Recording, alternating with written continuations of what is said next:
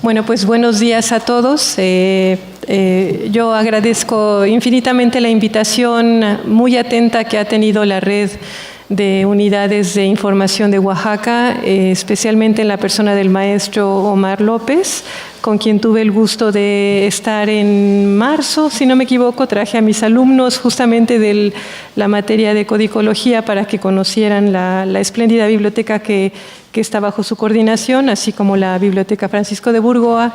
Y pues en ese momento nos conocimos y creo que fue muy importante porque tanto los alumnos se llevaron una impresión nueva de bibliotecas que han hecho un trabajo magnífico en Oaxaca.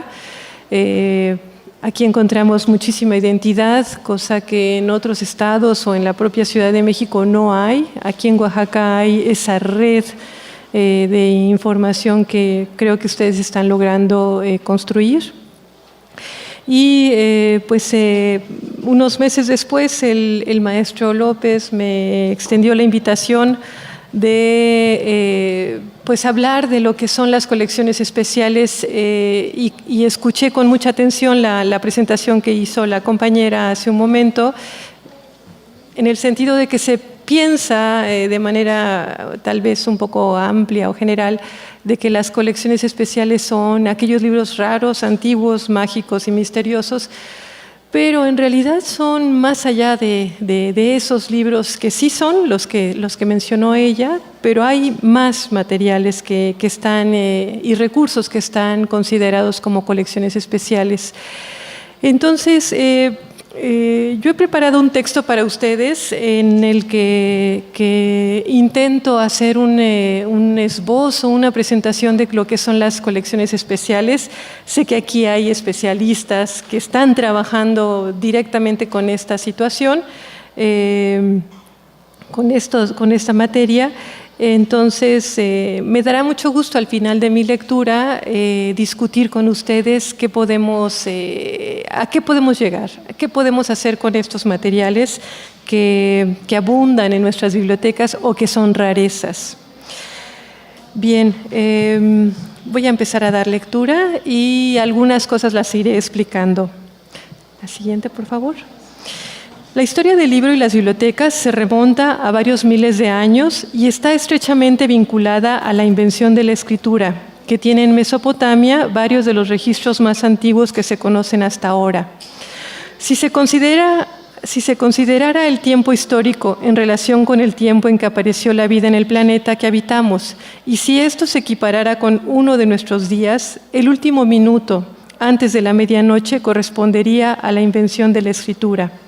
Si traducimos esto en un calendario, nos remontaríamos a cerca de 6.000 años atrás de hoy.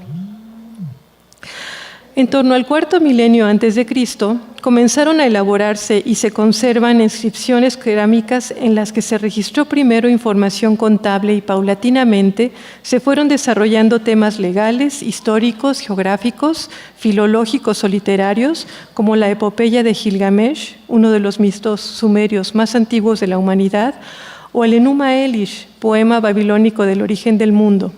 Cabe destacar que las dos obras mencionadas se siguen publicando inclusive en México y en español. De los espacios del saber y la memoria que conocemos como bibliotecas, archivos, museos o unidades de información como la Red de Oaxaca, también tienen una historia que se remonta a varios miles de años. La Biblioteca de Nínive, de Asurbanipal, de Ebla o el Museo y la Biblioteca de Alejandría son instituciones que dejaron vestigios suficientes para tenerlas en la memoria a pesar de la incuria y la guerra.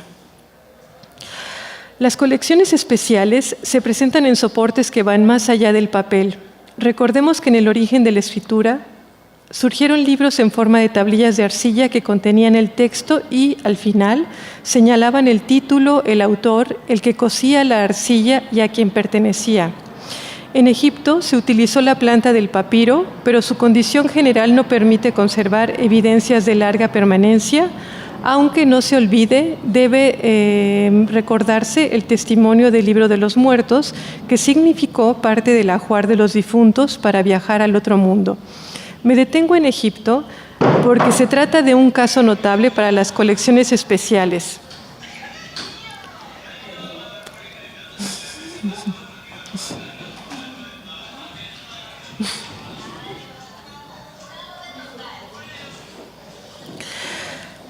debido a que ahí se formó una de las unidades de información más antiguas que se conocen, la Biblioteca de Alejandría, que no es la más antigua del mundo, pero que se ha señalado que servía para documentar a los estudiosos que acudían a ella. El pueblo hebreo, por su parte, formado en el pastoreo, empleó la piel de los animales para escribir en ella el Antiguo Testamento. Eso significa que en esa área se usó ese soporte, el cual perdura hasta nuestros días en los diplomas y títulos de licenciatura y posgrado. La siguiente. Los pueblos de la antigüedad grecolatina emplearon la cera y crearon un instrumento poco conocido en nuestro medio, llamado tablillas de cera, en la cual se tomaban notas o dictados, se escribían cartas o se mandaban mensajes como hoy en día lo hacemos, la cual significó un gran avance para la escritura y constituye un antecedente del códice o libro manuscrito en forma de cuaderno o de folios unidos. En el lejano oriente se usaron los caparazones de animales, la seda, el bambú y se inventó el papel artesanal con arroz y otros vegetales. Los chinos desarrollaron el papel como soporte por excelencia del libro y los documentos. En él se han producido por muchos siglos los archivos, manuscritos, la cartografía, la música, los dibujos, los incunables, grabados, impresos antiguos y sueltos como las hojas volantes, o los raros y curiosos, las publicaciones seriadas o periódicas y las revistas. Con la Revolución Industrial, comenzó la producción de otros soportes como son las fotografías, películas, registros sonoros, etc., hasta llegar a los recursos electrónicos o transformados en digitales, los nacidos digitales y los que ahora se alojan en las nubes. En México contamos con testimonios notables de escritura, libros y bibliotecas, o lo que en tiempos recientes se llaman centros o unidades de información. ¿Por qué llamarlas así? La respuesta es amplia y se propone considerar los muchos factores que han intervenido en la construcción intelectual y física de lo que se conoce como las colecciones especiales. En este tiempo, Oaxaca ha sido capaz de construir una red de unidades de información bajo un concepto solidario y colaborativo, dispuesto a servir a la comunidad para construir su identidad y a heredar el patrimonio recibido culturalmente. El concepto de colecciones especiales se desarrolló a mediados del siglo XX por cuestiones de organización documental, de especialización, de la acumulación y surgimiento de obras con otros formatos.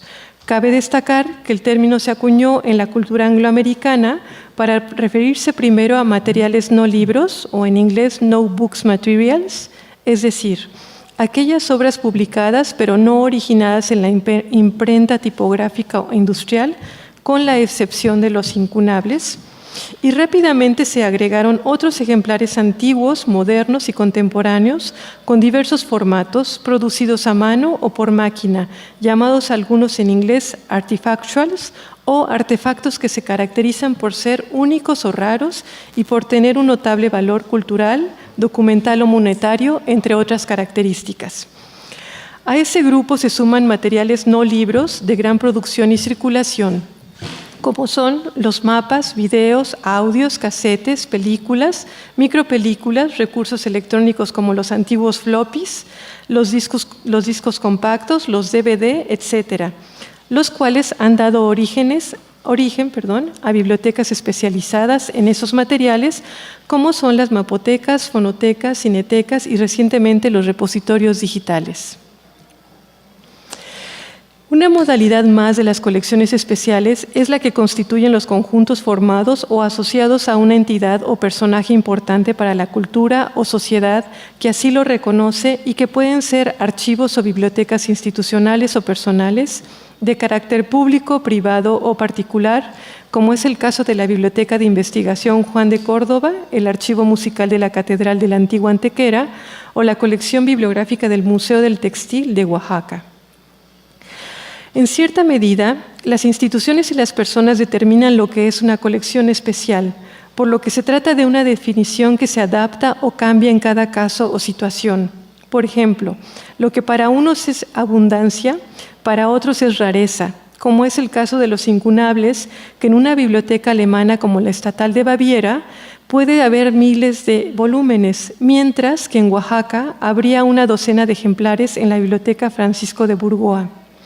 No obstante, en ambos casos se trata de colecciones especiales y sin duda la Universidad Autónoma Benito Juárez de Oaxaca cuenta con una colección especial de gran importancia que le ha permitido recibir recientemente el reconocimiento de Memoria de México en el mundo como parte del programa de la UNESCO, en el cual destaca el trabajo de la comunidad por cuidar, organizar, difundir y dar acceso al patrimonio bibliográfico y documental oaxaqueño.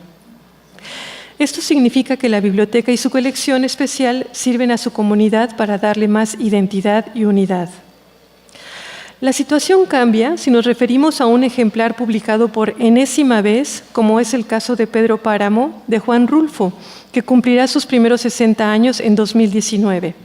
Se trata de una obra editada y reimpresa a cual más en varios idiomas y alfabetos, por lo que es posible que la última edición sea colocada en la colección general de cualquier biblioteca e inclusive se la puede encontrar en estantería de acceso abierto para incitar a los usuarios a que la lean, que se la lleven en préstamo a casa para que la compartan en voz alta o que la conozcan en silencio para que se haga la tarea o se disfrute de una obra cumbre de la literatura mexicana. Pero si se trata del manuscrito original y corregido por Juan Rulfo, que sirvió de base para la novela, entonces se tiene una obra que forma parte de una colección muy especial, como es el caso referido. Antes de ser llamada Pedro Páramo, Juan Rulfo escribió Los Murmullos para el Centro Mexicano de Escritores, institución que becó a varios de los autores más destacados de México en la década de los 50, entre los cuales figuraron Carlos Fuente y Elena Poniatowska. La Biblioteca Nacional de México recibió en donación el archivo del centro y entre papeles administrativos, oficios e impresos sueltos estaban incluidos los trabajos de los becarios que con el tiempo adquirieron renombre por su obra. Sin duda, todo el conjunto constituye una colección especial y es de considerar que habría sido un error separar los documentos por contenido o formato. Por ser una colección especial, la Biblioteca Nacional la conserva íntegra y en el orden que la recibió. Lo que ahora se está haciendo es organizarla con el nuevo código de catalogación conocido como Resource Description and Access, es decir, descripción de y acceso a recursos, o RDA por sus siglas en inglés, con el propósito de vincular la obra con sus múltiples expresiones y manifestaciones. Esto significa que, si se tiene el manuscrito original, se podrá asociar a sus publicaciones en forma de libro, impreso, audiolibro, película o video, cartel, imagen, etc. Lo que se está tratando de hacer en la Biblioteca Nacional es vincular la colección general con las colecciones especiales que de tiempo atrás se han llamado salas especiales para poder identificar una obra en sus varias expresiones, en sus múltiples manifestaciones y ejemplares. Cabe mencionar que los impresos modernos publicados desde el siglo XIX forman parte importante de las colecciones generales. Sin embargo, hay ejemplares que pueden ser ubicados en una colección especial, como aquellos que pertenecen a una biblioteca notable o cuentan con marcas de propiedad. Un poco de historia de la Biblioteca Nacional de México puede ejemplificar la formación de colecciones especiales a partir de un gran acervo o colección general. La institución se creó en el siglo XIX de la concentración de bibliotecas expropiadas y con base en el modelo francés de Biblioteca Nacional. Su fondo de origen se constituyó de colecciones impresas y manuscritas procedentes de conventos, seminarios, de la Catedral Metropolitana, de la Nacional y Pontificia Universidad, así como de algunos ministerios y colecciones privadas. El presidente Benito Juárez designó el antiguo templo de San Agustín como su sede en 1867, espléndido espacio que ocupó por más de un siglo hasta que se trasladó a Ciudad Universitaria entre 1979 y 1995 por seguridad y preservación. Está bien. La biblioteca tuvo la primera distinción física de su colección original cuando José María Vigil se encargó de su organización técnica en 1880, al colocar aparte los manuscritos de los impresos, lo que implicó que se formara la primera colección especial. Después se identificaron los incunables procedentes de los distintos institutos religiosos y se formó una colección facticia que hoy en día se sigue alimentando con el descubrimiento de un ejemplar en fecha reciente. A los manuscritos se agregaron los archivos y se formó la sección correspondiente que aún se conserva. Posteriormente se separaron las publicaciones periódicas o seriadas, con las cuales se constituyó la Hemeroteca Nacional cuando se mudó al edificio del convento de San Pedro y San Pablo en 1944. La otra colección especial que se formó en esa época fue la del Tiflológico, que contenía material para ciegos y discapacitados visuales con máquinas de escribir y obras en braille. Una colección que surgió por la necesidad del trabajo fue la de la Sala Especial de Bibliografía, la cual se formó para contener información esencial para que el Departamento de Procesos Técnicos pudiera catalogar el acervo adquirido. La colección creció por el apoyo y convicción de José Ignacio Mantecona Basal, bibliógrafo español, que llegó exiliado a México por la Guerra Civil Española y que publicó junto con Agustín Millares Carlo obras esenciales para la historia, la paleografía y la bibliografía. Cuando la Biblioteca Nacional se trasladó a la ciudad universitaria, se crearon las salas especiales de mapoteca, fonoteca, videoteca y materiales didácticos. La sala de consulta, que estuvo en la capilla de la Tercera Orden de San Agustín, se conservó como la única con estantería abierta con la colección especial de recursos electrónicos. Es adecuado decir que las colecciones generales y las especiales pueden transitar de uno a otro lado conforme las bibliotecas o las unidades de información establecen criterios de organización. Cabe mencionar que la Biblioteca Nacional tiene un acervo formado por dos colecciones principales que a continuación se exponen. La siguiente. La colección general con impresos modernos y contemporáneos producidos por la imprenta industrial, a la cual se suman 6 salas especiales que conservan materiales o recursos especializados. Algunos tienen formatos distintos al de los libros, pero hay también obras bibliográficas. La segunda es la colección reservada con impresos antiguos, modernos y contemporáneos, que incluye el fondo de origen, los impresos novohispanos de 1554 a 1821, los impresos mexicanos del siglo XIX, la sección de archivos y manuscritos, incunables, colección La Fragua, libros raros y curiosos, iconoteca, biblioteca de la Academia de San Carlos, biblioteca de la Escuela Nacional Preparatoria, más de 85 archivos y una docena de colecciones especiales particulares, como la del Centro Mexicano de Escritores, en la que se encuentra el mecanoscrito de Juan Rulfo ya referido. La siguiente. De las colecciones mencionadas, hay 3 que están inscritas en el programa de la UNESCO llamado Memoria de México en el Mundo, y son los impresos novohispanos del siglo XVI. La colección La Fragua y la primera edición del Canto General de Pablo Neruda, junto con los impresos novohispanos del siglo XVI, y este Canto de Pablo Neruda, publicado en 1950, y que ustedes están viendo la dedicatoria de Pablo Neruda a María Zúnzolo, quien fue su mecenas editorial. Las bibliotecas procuran seguir el principio clasificatorio temático para organizar sus materiales, pero en los casos especiales se debe conservar la integridad de la colección y no su dispersión.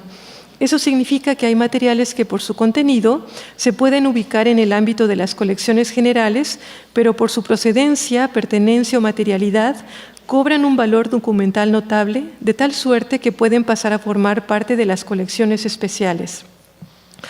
Hay también obras que nacen con esa estrella y en el momento que ingresan a la unidad de información son colocadas en el área de los ejemplares especiales o especializados. Algo que es imprescindible para una biblioteca con colección especial es el grado de seguridad y de conservación que deben observar para asegurar su acceso a largo plazo, así como la longevidad de la colección. Para su preservación se debe cuidar el lugar de su almacenamiento, el cual es recomendable acceder con los bibliotecarios y los conservadores para asegurar su manejo y control de condiciones ambientales, así como la integridad de los materiales. Eso es lo ideal, pero la realidad se impone y nos coloca en situaciones problemáticas, donde las carencias, el desconocimiento, las prácticas añejas, la discontinuidad en las administraciones, etcétera, no favorecen la preservación y gestión adecuada de las colecciones. No obstante, se debe tener presente la responsabilidad de cuidar y no intervenir sin conocimientos el patrimonio que nos toca apreciar y heredar. Algunas bibliotecas, como las nacionales, forman su acervo de colecciones generales especiales, es decir, por un lado adquieren ejemplares mediante el depósito legal, que es la obligación que tiene todo productor o editor de materiales bibliográficos de enviarlos a la biblioteca para asegurar la compilación de la producción editorial nacional en el lugar más adecuado para conservar la memoria escrita de la nación. No obstante, las bibliotecas nacionales también pueden adquirir colecciones especiales que requieren ser organizadas, preservadas y puestas en servicio en las mejores condiciones para su manejo y consulta. Voy a hablarles de una colección especial dentro de una colección especial a la que me he dedicado desde hace ya varios años, y es la que se refiere a los libros de coro de la Biblioteca Nacional de México y cuál ha sido su paso por este repositorio. La siguiente. Actualmente, la Biblioteca Nacional de México conserva una pequeña pero valiosa colección de 12 libros de coro o cantorales que se hicieron y usaron a lo largo de los siglos XVI al XVIII. Más de 3 cuerpos facticios que se conservan y se formaron por folios sueltos y se encuadernaron juntos en torno a la segunda mitad del siglo XX. Originalmente la colección sumaba poco más de 70 volúmenes, ahora solo conservamos 15, pero 2 eventos inauditos sucedieron al final del siglo XIX y principios del XX. El primero ocurrió en torno a 1880, cuando Thomas Buckler-Holst, un súbdito inglés que pasó por la Biblioteca Nacional de México, presentó la petición de comprar 8 salmos gregorianos o libros de coro que pertenecían a la colección original de la biblioteca, los cuales fueron considerados por José María Vigil, el director de aquellos años, como obras del pasado y de poca monta, por lo que se accedió a su venta y se fueron a Inglaterra. Este evento está documentado en el archivo histórico de la propia institución y se puede localizar a través del catálogo en línea. El segundo evento sucedió 4 décadas después, cuando la biblioteca acordó trasladar 53 cuerpos de libros al Museo Nacional de México, que con el tiempo formó el Museo Nacional del Virreinato, donde actualmente se conservan y coinciden espacialmente con una parte de la colección coral de la Catedral de México, que también fue separada de su matriz. De ambos conjuntos se ha identificado que las obras más antiguas provienen de Sevilla. No obstante, desde el final del siglo XVI y durante el 600, los volúmenes corales se comenzaron a producir en la Nueva España, tanto en la Catedral Metropolitana como en los principales conventos de la Ciudad de México, especialmente en los de San Francisco y de San Agustín, durante los siglos XVII y XVIII. Los libros de coro se manufacturaron dentro o en el entorno de las iglesias y conventos y se enviaron inclusive hasta la Catedral de Durango en la Nueva Vizcaya. La siguiente. La virtud o integridad de un repertorio coral puede expresarse en la identificación de los libros de coro conservados materialmente en su sede original o en distintos lugares, así como en sus huellas y vinculación con los correspondientes calendarios litúrgicos establecidos por la Iglesia Católica, que sirvieron como eje para su elaboración.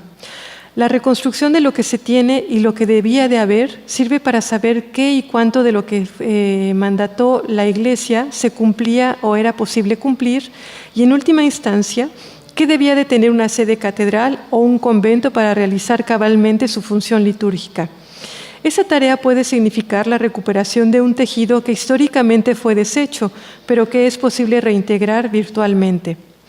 En este documento se presenta la colección que se conserva en la Biblioteca Nacional de México, la cual se formó por las leyes de reforma promulgadas entre 1855 y 1863, que incluyeron la desamortización de bienes civiles y religiosos. Cabe mencionar que dicho proceso guarda semejanza con lo sucedido a la colección de la Biblioteca Nacional de España, en tanto que no son fondos producidos y usados en sus sedes originales, sino que son colecciones facticias que se conforman de volúmenes creados en diferentes tiempos y lugares que atendieron distintas necesidades y que las circunstancias históricas las hicieron pasar a formar parte de los patrimonios bibliográficos nacionales. Los libros de coro, voy a dar una breve definición, son obras de la cultura escrita y artística ligadas a la liturgia católica, con improntas de añejos ritos hebreos como la cantilación y cristianos como el canto gregoriano y el uso de códices iluminados en pergamino que forman parte del culto que la institución eclesiástica y religiosa ha sistematizado con la intención de alabar a Dios diariamente y a lo largo del año. Sus componentes son interesantes para más de una disciplina humanística, científica y artística, ya que son obras complejas que constan de una estructura física y formal construida por varios especialistas que se conocen como artesanos y artistas del libro, en tanto que su contenido proviene de una larga tradición litúrgica que se expresa a través de formas musicales, corales colectivas, combinadas con voces individuales que pueden acompañarse del órgano, el instrumento musical por excelencia del ámbito catedralicio, eclesiástico o religioso. Los libros de coro son espejos del corpus eclesiástico o conventual que los encargó y usó, ya que forman parte del ritual practicado por esas instituciones, y eso refleja el pensamiento y la acción propios de cada época y sede. En ese sentido, los libros de coro se pueden apreciar como obras litúrgicas que recogen el ejercicio de la misa y el oficio divino con base en las directrices del rito romano tridentino, pero que en algún momento y en cierta medida incorporaron elementos de otras tradiciones como la hispana, así como aportaciones del santoral novohispano. La liturgia funcionó como factor crucial de producción y difusión de las representaciones culturales del Viejo al Nuevo Mundo, y tanto las órdenes religiosas como los eclesiásticos emplearon los libros manuscritos e impresos como vehículos fundamentales para ejercer y transmitir sus celebraciones. Cabe destacar que los cantorales no son objetos del culto, sino para el culto, ya que fueron elaborados para servir como instrumentos del ceremonial catedral y conventual, así como para embellecer el ritual y los cantos dedicados esencialmente a la alabanza divina. Uno de los elementos más sugerentes de dichas obras son las ilustraciones que forman una unidad con los textos litúrgicos y las formas musicales.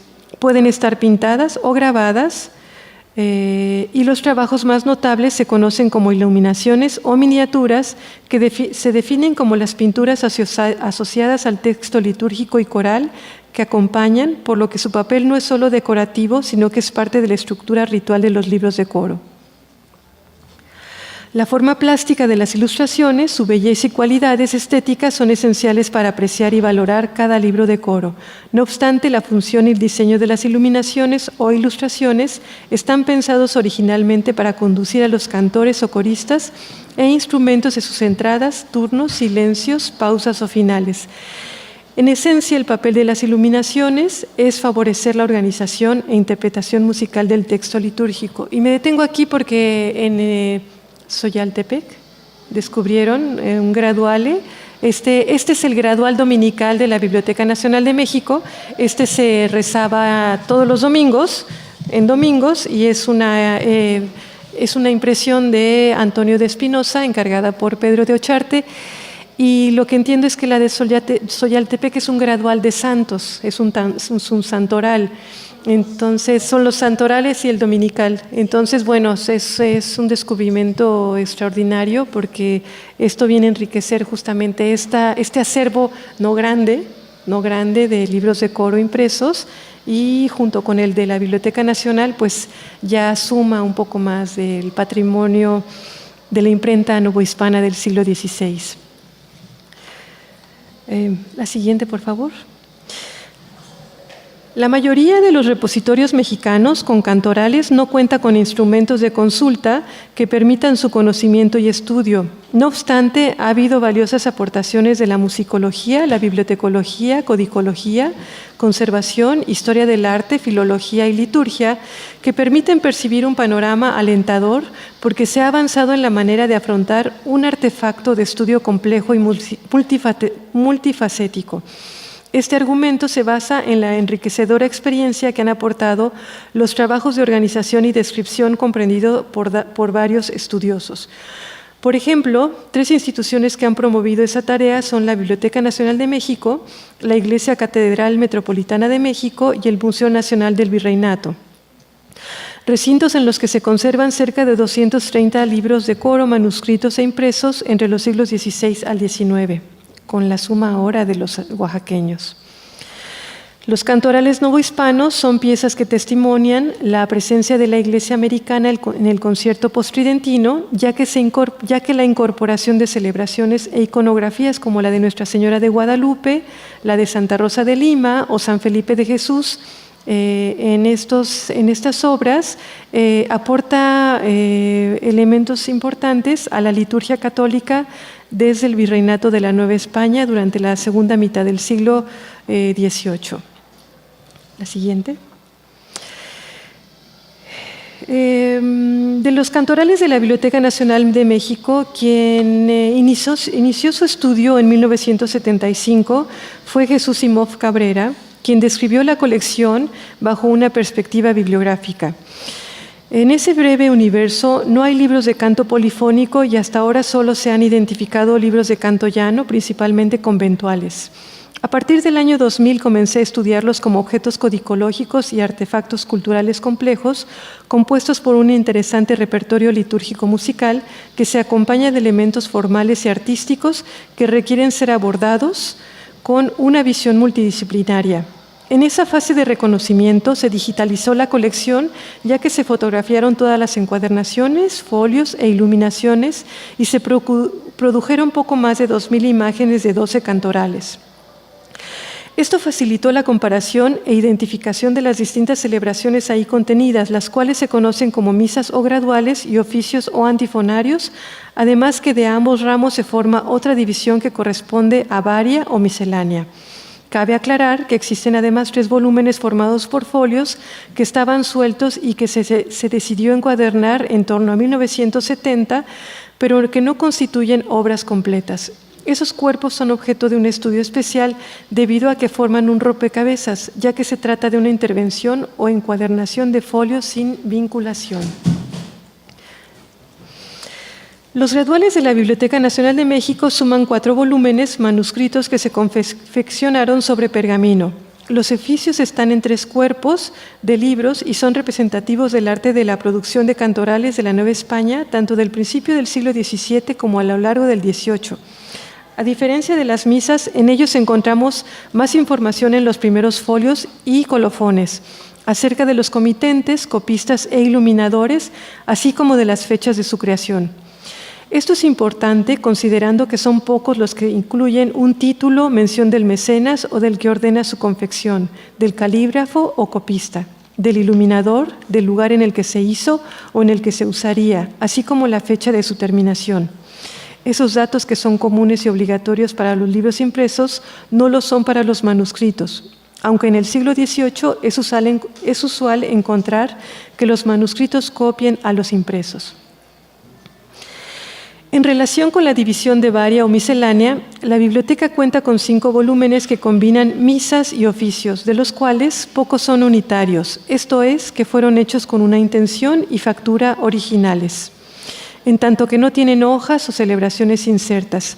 Predominan los cuerpos facticios que se fueron modificando o actualizando de acuerdo con los cambios y usos litúrgicos, por lo que hay libros que contienen en sus cuerpos folios de distintos momentos.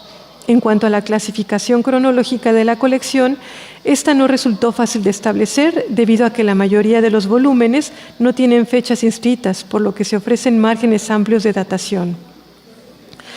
Una de las principales hipótesis de trabajo que surgieron después de observar el universo de libros de coro que se conservan en distintos recintos mexicanos es que las obras más antiguas proceden de España, ya que presentan semejanzas con los cantorales escritos e iluminados para la Catedral de Sevilla durante la segunda mitad del siglo XVI o registran el nombre de Fray Juan de la Mota, un copista de la provincia franciscana de Andalucía, quien aportó 6 cuerpos de libros entre 1602 y 1620 a la Nueva España, y que actualmente se conservan en la Biblioteca Nacional de México y en el Museo Nacional del Virreinato.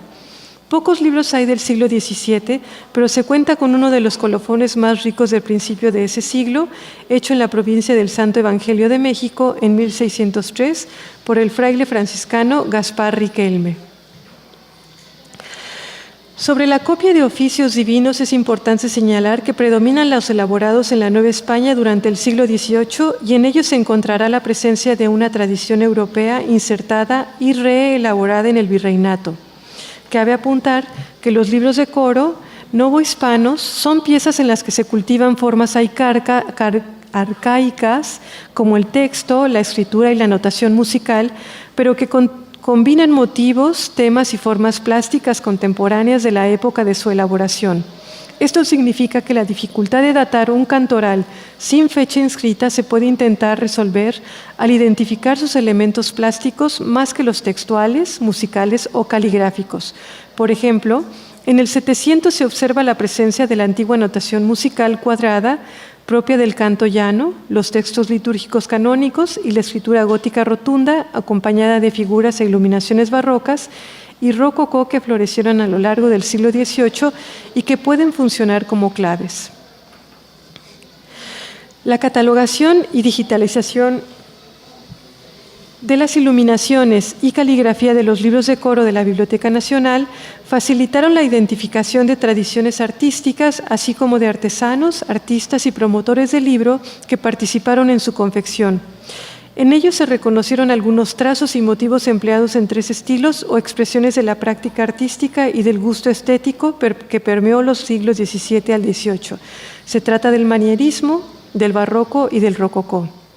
Una parte de la colección coral es portadora de formas manieristas que abundan en acantos y grutescos, de colorido alegre y fuerte, contrastante, a pesar de que uno de los textos litúrgicos se refiere al oficio de difuntos. Cabe entonces preguntar a qué aludían esas pinturas y se responde a un divertimento o a un mensaje cifrado. Lejos de su original contexto cultural de raíz judeocristiana y sin textos que la expliquen, las figuras manieristas asumieron diferentes significados. Por ejemplo, en libros corales iluminados en España durante los siglos XVI y XVII, cobraron un valor moralizante en el que su significado profundo se basó en el valor efímero de la vida terrena, en la insalvable muerte de la carne y en la inefable resurrección que atraviesa y da sentido al Nuevo Testamento. El manierismo puede definirse como un arte libresco derivado de la influencia ejercida de los impresos y grabados europeos del siglo XVI, por lo que en el ámbito hispano y virreinal novohispano es pertinente leerlo visualmente con base en los textos bíblicos, tridentinos y contrarreformistas. Por otro lado, la catalogación y el estudio de los corales y sus fuentes ha permitido acrecentar la nómina de artesanos, artistas y promotores del libro coral manierista, entre los que destacan Juan de Zumárraga, Cristóbal de Campaya, Juan de Avesilla, Francisco de Paz, Luis Lagarto, Melchor y Gaspar Riquelme, Diego de Zamora, Alonso de Villafañe, Lorenzo Rubio, Lucas García, Gregorio Alonso y Juan de la Mota, todos ellos de origen peninsular, pero que de una u otra forma trabajaron para la Iglesia novohispana. En cambio, el gusto barroco comienza a estar presente en los cantorales de la Ciudad de México en la segunda mitad del siglo XVII y durante el XVIII. Se sigue empleando el acanto como elemento decorativo, pero se introducen formas vegetales y florales nuevas que llenarán el espacio plástico que se les asignó. Un número importante de libros corresponde al 700 y en él se distinguen trazos novohispanos abundantes en líneas redondas, sinuosas, con empleo de colores primarios y claroscuros. Sus significados están inmersos en los textos bíblicos y se vinculan a la literatura de la Contrarreforma, que cultivó los temas marianos e integró un santoral ampliado, enriquecido por las aportaciones de América y Asia. En ese grupo destaca el importante papel de comitente llevado a cabo por el fraile agustino Antonio Gutiérrez, quien promovió las obras del copista Fray Miguel de Aguilar, de quien se han identificado más de 15 volúmenes conservados en la Biblioteca Nacional, en el Museo Nacional del Virreinato y en la Coordinación Nacional de Conservación del Patrimonio Cultural de Lina. En la segunda mitad del siglo XVIII se observan motivos iconográficos más livianos y lúdicos, así como la sustitución o hibridación del acanto por rocallas y su uso como elementos decorativos dominantes. Se conserva un ejemplar de esa corriente y cabe suponer que se elaboró en la Nueva España. Durante la segunda mitad del 700 destacaron los Torres, canónigos del Cabildo Catedral, quienes a lo largo de 40 años promovieron la cultura escrita tanto en la producción de libros de canto llano y polifónico como en la formación de la Biblioteca Turriana, que posteriormente heredarán a la Catedral Mexicana. De su tiempo es uno de los iluminadores más elegantes y sencillos de la colección, el maestro de las iniciales rojas, a quien encontraremos iluminando libros catedralicios y conventuales con un marcado sello novohispano aplicado especialmente al santoral americano. Reflexión final. La liturgia es la representación por excelencia que celebra lo sagrado y la Iglesia Católica. La ha establecido y extendido de tal forma que todos los días y en varias horas hay eventos solemnes de mayor o menor importancia que suceden en el seno de los templos. El ciclo litúrgico es el calendario que organiza el tiempo del ritual y es el eje en torno al cual gira ese engranaje temporal que asegura la veneración a Dios. Con esa forma religiosa se desarrollaron al menos dos vertientes importantes para la historia del libro y del arte en México: la música y la pintura. La liturgia ha sido un factor fundamental de producción y difusión de las representaciones artísticas europeas que influyeron en el arte de América durante los siglos XVI al XIX, pero también ha sido el crisol de obras con sello novohispano y decimonónico. Si bien es cierto que las iluminaciones y las miniaturas embellecen formalmente a los libros manuscritos, es importante señalar que, en el caso de los cantorales, esos elementos desempeñan un papel práctico que consiste en organizar la estructura del texto litúrgico y actuar como una especie de director de orquesta que indica a cada cantor o grupo de cantores el tiempo y la parte que deben de cantar o callar. Por eso es necesario considerar tanto la confección material del códice como la forma y función de la iluminación. Al observar ese binomio, se enriquece la comprensión y el conocimiento de la obra. En la identificación de los actores del ritual sonoro, que participaron como artesanos, artistas y mecenas en la elaboración de las obras corales, se revela el papel que jugaron como benefactores y promotores de la cultura escrita y visual en México durante los siglos XVII al XVIII. Destacan los frailes franciscanos y agustinos en la colección de cantorales seleccionada como los principales comitentes de libros de coro, ya que fueron ellos los que se preocuparon por formar y usar y conservar el legado que ahora resguarda la Biblioteca Nacional. Cabe apuntar que esos volúmenes tienen un continente y contenido de especial interés para los estudios sociales y religiosos, culturales, codicológicos, bibliográficos, bibliotecológicos y del arte novohispano, ya que son además testimonios de primera mano para conocer el papel de la Iglesia en el desarrollo de la cultura escrita y simbólica de México durante su época virreinal. La colección especial coral de la Biblioteca Nacional de México es un tesoro cultural que se resguarda tanto en su sede actual como en el Museo Nacional del Virreinato. En ella se reúne un conjunto de elementos rituales, artísticos y bibliográficos que sirvieron de modelo a otras librerías corales. La colección porta la impronta de siglos de producción, circulación y uso de libros manuscritos en tiempos de la imprenta tipográfica industrial. Sin duda, se trata de un patrimonio bibliográfico y documental único. Muchas gracias.